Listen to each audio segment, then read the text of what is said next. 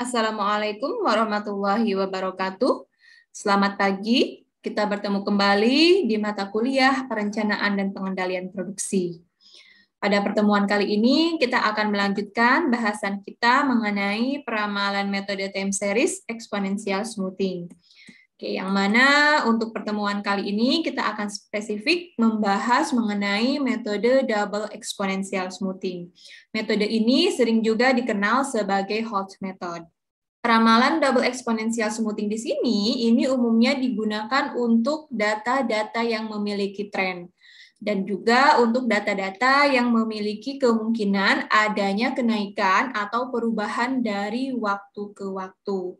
Nah, dan tentunya data-data tersebut juga pastinya akan mengandung informasi ataupun juga memungkinkan untuk adanya pergerakan atau kenaikan pada masa yang akan datang. Untuk mengantisipasi adanya pergerakan tersebut, maka di sini kita akan melakukan estimasi terhadap slope atau kemiringan dari tren yang terbentuk dan juga pada tingkatan saat ini. Nah, jadi di sini metode ini dikenal sebagai double exponential smoothing, karena dia juga melakukan pemulusan terhadap dua nilai, yaitu pemulusan terhadap tingkatan saat ini dan juga pemulusan terhadap slope atau kemiringannya. Pada metode double exponential smoothing di sini tentunya kita akan melakukan pemulusan dengan adanya konstanta pemulusan. Konstanta pemulusan di sini ini spesifik terhadap pemulusan tingkatan saat ini dan juga tingkatan slope yang disesuaikan sepanjang waktu ketika data amatannya tersedia. Jadi prinsipnya masih sama dengan metode single exponential smoothing. Nah, namun kalau untuk metode single exponential smoothing itu hanya menggunakan satu pemulusan saja, yaitu alfa untuk memuluskan data yang ada atau tingkatan saat ini. Sedangkan pada double exponential smoothing, di sini kita akan melakukan pemulusan juga terhadap slope atau kemiringannya, di mana konstanta pemulusan untuk slope atau kemiringan itu kita kenal sebagai beta. Untuk nilai dan bobot yang diberikan terhadap alfa dan beta itu sama, yaitu antara 0 sampai dengan 1. Nah, bobot pemulusan di sini ini tentunya akan mempengaruhi juga hasil peramalan yang dihasilkannya. Nah, di mana bobot pemulusan yang besar itu akan menghasilkan perubahan yang lebih cepat. Nah, sedangkan untuk bobot yang kecil itu akan menghasilkan perubahan yang lebih lambat atau stabil. Jadi, kurvanya relatif stabil atau relatif termuluskan untuk bobot alfa dan beta yang kecil. Sedangkan untuk bobot alfa dan beta yang besar itu kurvanya akan mengikuti fluktuasi dari perubahan data yang terjadi. Nah, ini di sini ada persamaan untuk metode Holt. Nah, jadi di sini karena persamaan di sini atau metode di sini adalah double exponential smoothing, jadi pemulusan terhadap tingkatan saat ini dan juga tren. Maka di sini ada dua tahapan, yaitu kita akan memuluskan datanya terlebih dahulu atau eksponensialnya atau tingkatan saat ininya, dan kemudian kita akan memuluskan terhadap trennya. Baru kita akan melakukan peramalan pada beberapa periode ke depan. Pemulusan eksponensial atau pemulusan tingkatan saat ini kita simbolkan dengan nilai L. Ya, jadi LT di sini ini untuk mencari pemulusan atau estimasi tingkat saat ini. Nilai alfa di sini ini merupakan konstanta pemulusannya untuk data atau untuk tingkatan saat ini. Nilai Y di sini, nilai Y ini merupakan nilai aktual, nilai data amatan pada waktu T.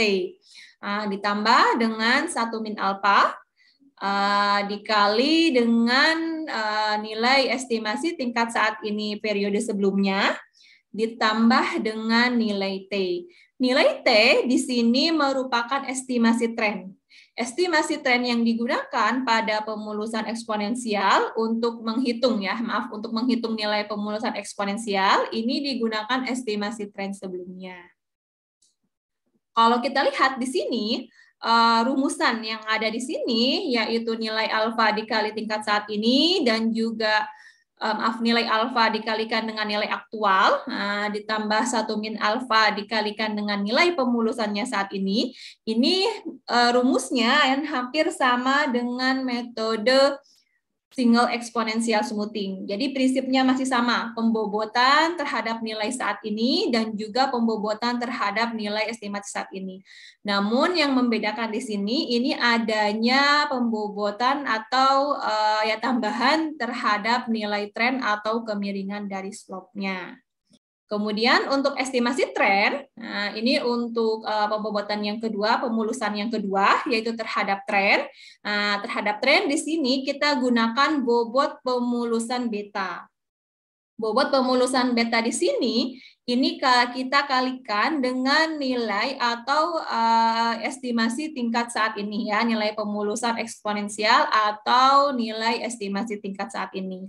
Dan tentunya nilai L di sini ini merupakan nilai yang sudah dimuluskan. Sehingga nilai beta di sini ini sudah termuluskan, ya. Dan kemudian kita tambahkan dengan nilai 1 min beta dikali dengan estimasi tren sebelumnya. Nah, di sini juga untuk persamaannya ini mirip, ya, dengan persamaan di atas, dengan persamaan pemulusan eksponensial atau estimasi tingkat saat ini, dan juga dengan pemulusan single exponential smoothing. Jadi masih sama pada prinsip pembobotan terhadap nilai saat ini. Dan juga di sini ada tambahannya, yaitu pembobotan terhadap nilai estimasi tren.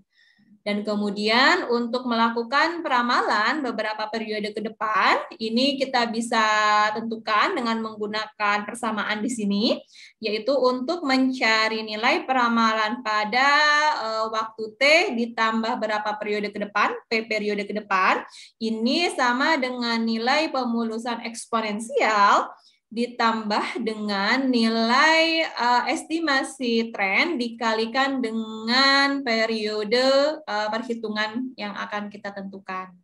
Jadi ini tahapan untuk perhitungan double exponential smoothing atau Holtz method, ya. Dan tentunya dalam melakukan pengerjaan atau perhitungan secara manual, nah ini untuk memulai algoritmanya atau memulai perhitungannya, kita perlu melakukan inisiasi awal. Jadi bagaimana agar kita bisa menentukan nilai-nilai terhadap nilai estimasi saat ini untuk periode pertama dan juga nilai tren untuk periode pertama. Nah, di sini ada 2 metode yang bisa kita gunakan, ya, untuk melakukan inisiasi awal. Di mana yang pertama itu kita menetapkan bahwa nilai estimasi saat ini itu sama dengan nilai aktualnya. Jadi L1 itu sama dengan Y1. Dan juga untuk nilai estimasi trennya ini bisa kita asumsikan 0.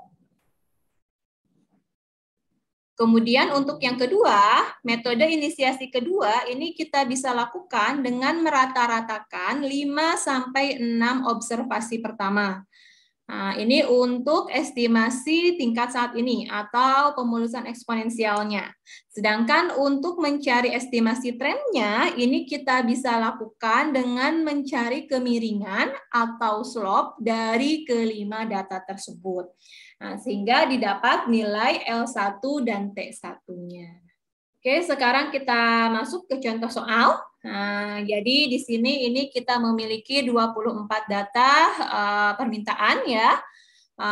Pada 24 periode waktu, misalkan di sini periode waktunya dalam bulan, dan ini ada nilai permintaannya, dan di sini kita diminta untuk meramalkan berapa nilai yang mungkin untuk peramalan pada periode ke-25 dengan menggunakan metode double exponential smoothing, dan tentunya di sini kita akan menggunakan bobot pemulusan tingkat saat ini 0,3 dan juga bobot pemulusan trennya 0,2.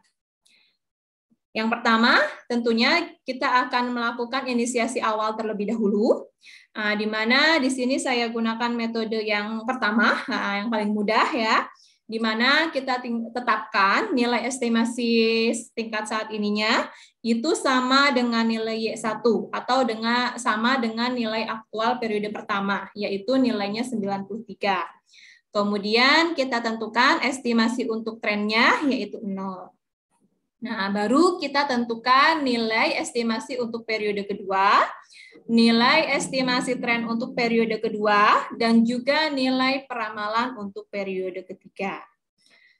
Nilai estimasi untuk periode kedua ini kita dapat dari rumus ya, di sini mengalikan alfa dengan nilai aktual pada periode kedua ditambah dengan 1 min alfa dikalikan dengan nilai estimasi saat ini periode sebelumnya ditambah dengan estimasi tren periode sebelumnya.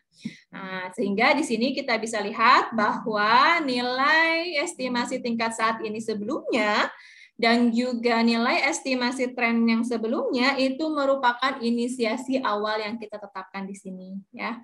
Sehingga di sini kita bisa mencari nilai untuk estimasi tingkat saat ini periode kedua itu sama dengan 0,3 dikali 122, ini nilai aktual periode kedua, ditambah dengan 0,7 1 min alfa dikali dengan 93 ditambah 0 ya.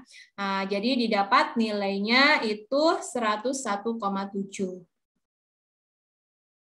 Setelah mendapatkan nilai L2, kemudian kita cari nilai estimasi untuk tren yang kedua.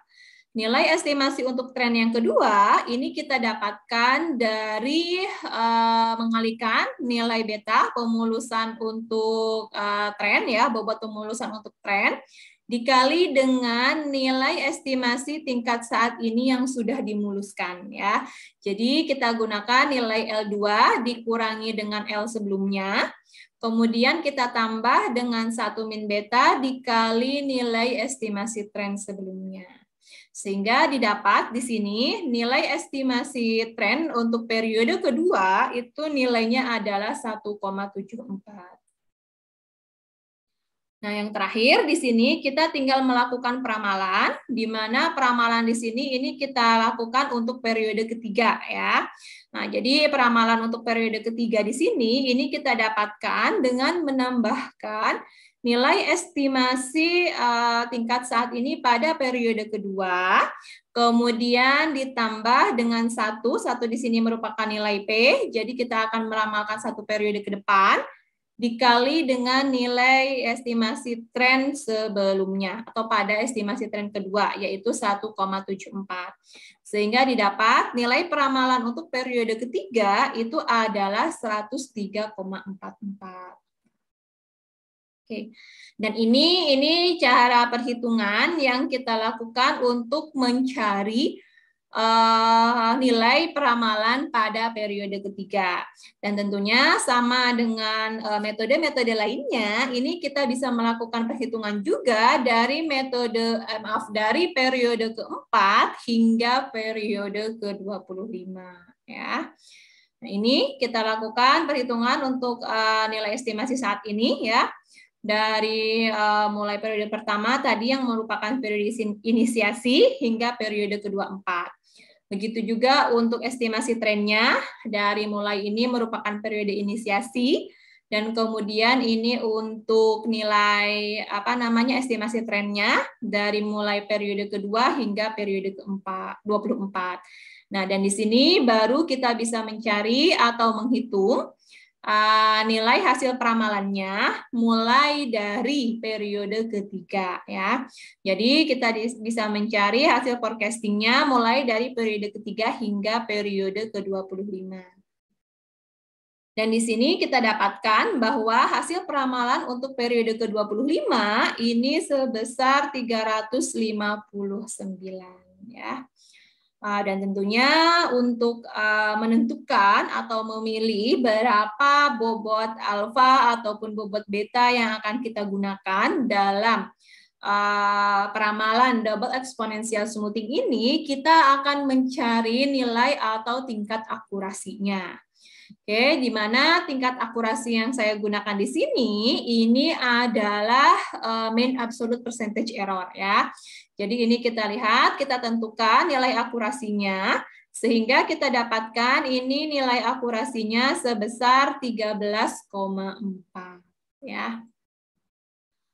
Nah, dan di sini ini bisa kita lihat untuk grafik atau ya plot yang dihasilkan ya dari data aktual dan juga data hasil peramalannya.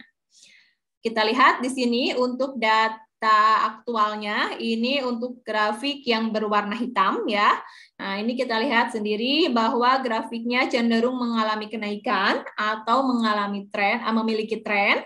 Ya, sehingga untuk data yang memiliki tren di sini, ini bisa kita lakukan peramalan dengan menggunakan metode double exponential smoothing ya. Dan kemudian ini untuk grafik yang berwarna merah ya, ini grafik warna merah, grafik yang putus-putus di sini, ini merupakan hasil peramalan dengan nilai alfanya tadi 0,3 dan nilai betanya 0,2. Nah, dan tentunya tadi untuk peramalan dengan nilai atau bobot pemulusannya yang kecil, itu tentunya akan memuluskan fluktuasi data yang dimiliki. Nah, jadi ini kurva hasil peramalannya cenderung lebih mulus dibandingkan dengan fluktuasi yang terjadi pada data aktualnya.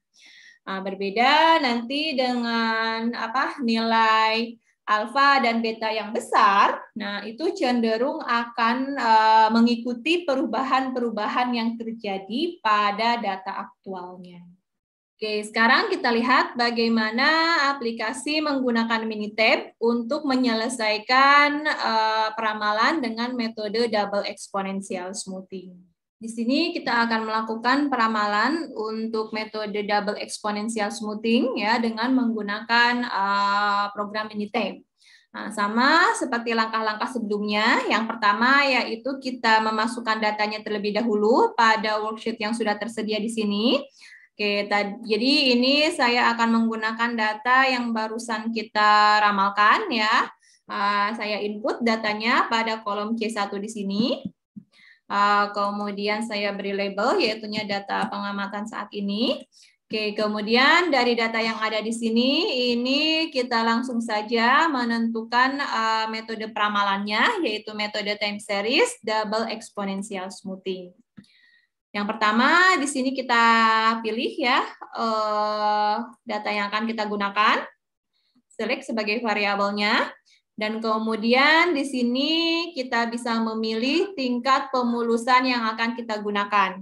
Ya, misalkan kita akan menggunakan tingkat pemulusan yang sama dengan yang tadi kita gunakan, yaitu untuk estimasi tingkat saat ini kita gunakan 0,3 dan untuk trennya kita gunakan 0,2. Nah, kemudian kita tentukan nilai peramalannya, yaitu 1 periode ke depan dari mulai periode ke-24. Oke, untuk grafik yang dihasilkan, di sini ada plot prediktif dengan aktual, kemudian grafik residual plotnya. Dan kemudian untuk resultnya kita bisa tambahkan summary tabel dan juga result tabelnya. Oke, tinggal kita okekan dan akan muncul hasil dari peramalan yang kita lakukan di sini ya.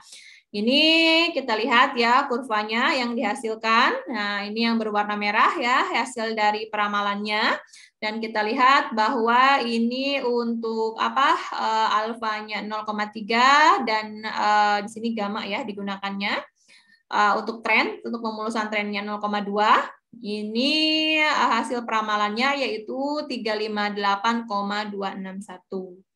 Dan di sini juga kita bisa melihat ya hasil peramalan dengan metode double exponential smoothing. Untuk datanya tadi sebanyak 24 data untuk level pemulusan alfanya 0,3 dan pemulusan trennya di sini 0,2. Nah, ini dengan metode ini kita dapatkan nilai MAP sebesar 12,39, nilai MAD-nya 24,69, dan nilai MSD-nya 963,795. Ini hasil peramalannya tadi untuk setiap periode tadi. Yang mungkin membedakan di sini, ini adalah nilai inisiasi awalnya ya. Inisiasi awal yang digunakan di sini agak sedikit berbeda, mungkin hasil peramalan atau hasil rata ya dari 5 atau 3 periode pertama, sehingga mungkin hasil peramalannya agak sedikit berbeda. Dan ini hasil peramalan yang dilakukan pada metode tadi ya. Oke. Selain kita tentukan sendiri, sama di sini juga untuk metode double exponential smoothing, ini bisa kita lakukan dengan langsung memilih nilai optimalnya, ya. Sama ya untuk konstanta-konstanta peramalannya, yaitu untuk jumlah yang akan diramalkannya 1 dan juga mulai dari periode ke-24. Oke, kita lihat hasilnya. Oke, ternyata di sini kayak kurvanya cenderung lebih mengikuti juga ya. Dan kita lihat hasil pemulusannya untuk alfanya, ternyata untuk alfa yang optimal, estimasi tingkat saat ini yang optimal itu menggunakan alfa 0,41953. Sedangkan untuk estimasi trennya itu menggunakan nilai 0,109.